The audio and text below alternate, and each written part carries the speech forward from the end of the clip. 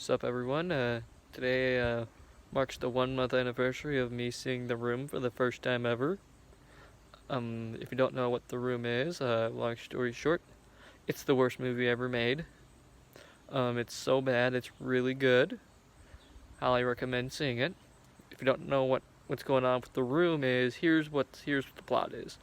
So, it's about this guy named Johnny, and he's a really successful banker and lives in San Francisco.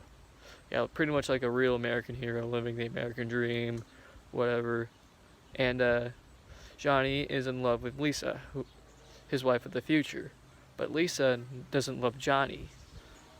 And so what she does is cheats on Johnny with his best friend Mark, and pretty much begins this whole love affair that pretty much lasts throughout the film. And there's stuff in that film that doesn't really what I'm trying to say here. That's never mentioned again. Like, there's a scene where Danny, a little college boy, who I guess like Johnny pays his student debt or whatever, almost gets killed in a drug deal, and the drug dealer is pretty much, when you think about it, the drug dealer is pretty much the best character in the entire film. Yeah, Danny almost gets killed. Um, what else? The sex scenes are really awkward. I'm pretty sure my dad's dog Minko does a better job humping his blanket than how Tommy Wiseau dry humps Lisa, or that place near her belly button, or her belly button. I don't know. Um, so Lisa throws this big ass party for Johnny on his on his birthday or whatever. Anyway, but before she does that, we go into that. Johnny's therapist looks like Joe Buck. He looks like him. I have seen Joe Buck's face before, and I saw the guy who plays the guy who Johnny's therapist.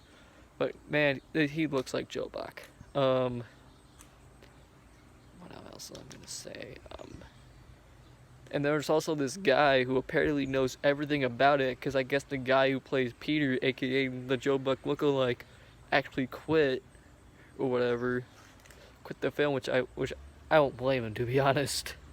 Um, and this guy's like, "Oh, don't piss off Johnny. He's very sensitive." Anyway, before we get into the end of the film, Tommy Wiseau rips off James Dean in A Rebel Without a Cause, but the ripping off the "You Are Tearing Me Apart" scene, even though I haven't even seen Rebel Without a Cause. The only thing I know about it is that James Dean's character was based off of was actually the inspiration for Fry from Futurama.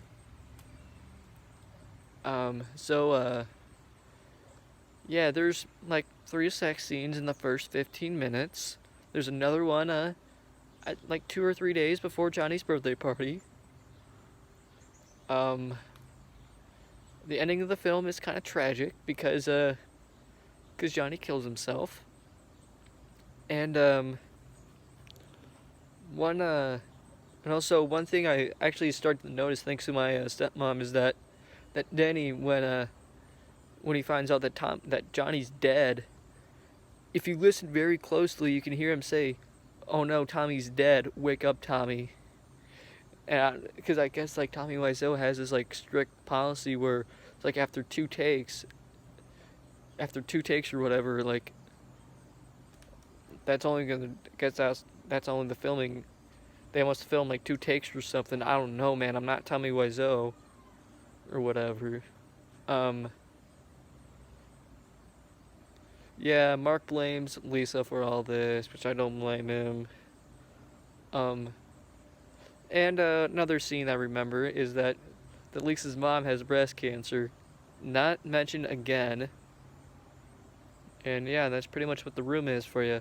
If I would have to give a rating, I would give it a 10 out of 10.